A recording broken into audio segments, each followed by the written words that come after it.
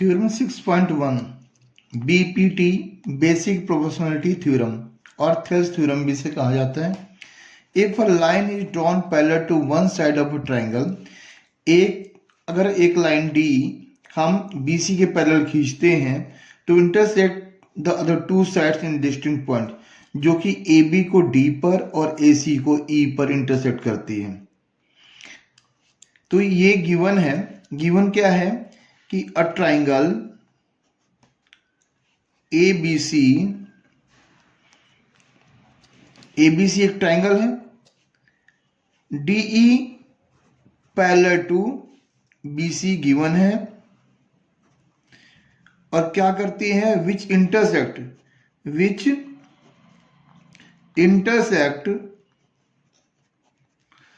The other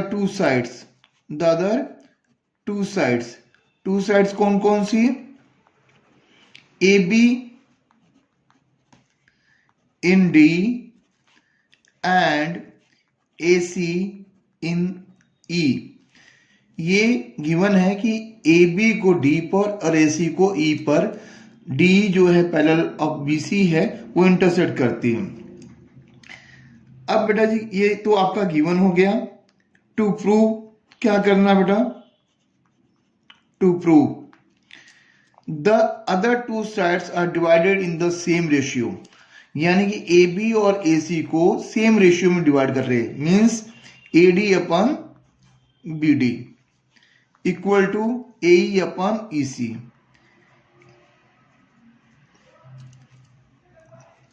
same ratio में divide हो गया, A D upon B D equal to A E upon E सी।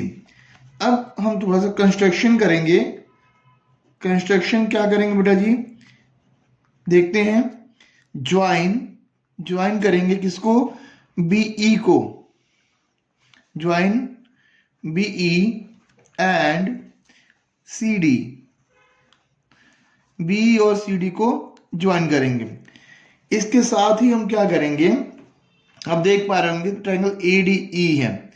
अगर हम base B A B ले, जब बेस ए बी लेंगे तो आपका वर्टेक्स हो गया ई से जब हम परपेंडिकुलर डालेंगे ए बी पर तो यही इसकी हाइट हो जाएगी। जो परपेंडिकुलर ड्रॉन होता है वही उसकी हाइट होती है।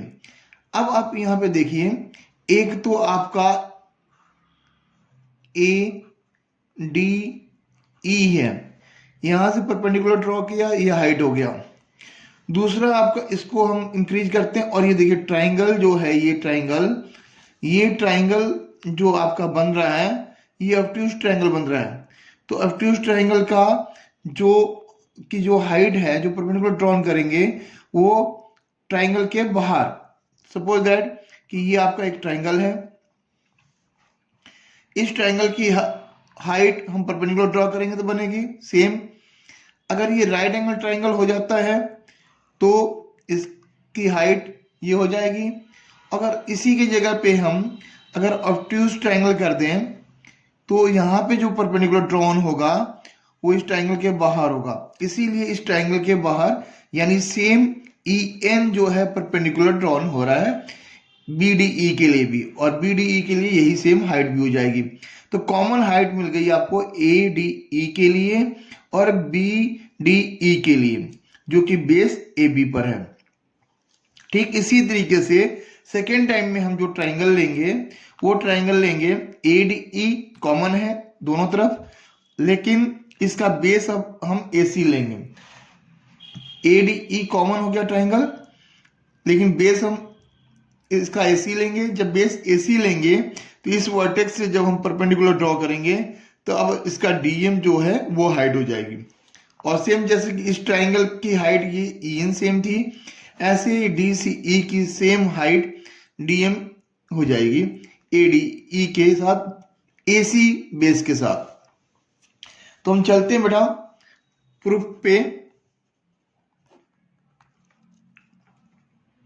एरिया ऑफ ट्राइंगल हमें पता है बेटा, area of triangle A D E पहले लें, और एरिया ऑफ ट्राइंगल क्या होता है, half base into height. Half base हमने क्या बताया आपका इस तरफ लेना है, तो इस ट्राइंगल का बेस जो होगा ए डी ई का वो ए डी हो जाएगा, इंटू में हाइट, हाइट आपकी EN हो जाएगी। ठीक इसी तरीके से एरिया ऑफ ट्राइंगल BDE का equal to half base into height half.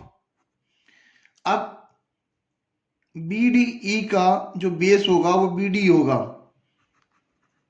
और हाइट क्या हो गया बेटा जी, सेम EN हो गया। अब इन दोनों का अगर हम रेशियो निकालते हैं तो area of triangle ADE upon में area of triangle BDE equal to half AD into में EN था और यहां पे भी हाफ BD इंटू में EN है। EN से कैंसिल हो जाएगा, हाफ से हाफ कैंसिल हो जाएगा, ये आपका आ गया AD अपॉन BD। सेम इसी तरीके से बेटा सिमिलरली हमें क्या मिल जाएगा,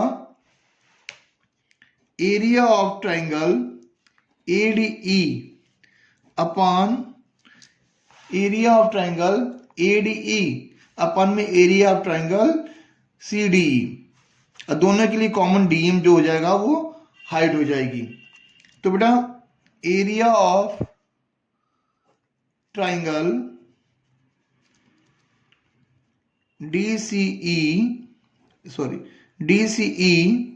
इक्वल टू, जैसे कि इसका AD अपन BD है इसी तरीके से इसका AD अपन में BD है, इसी तरीके से AE अपन EC हो जाएगा। तो हमारा AE अपन EC हो जाएगा। इसको इक्वेशन फर्स्ट बना लें, इसको इक्वेशन सेकंड बना लें।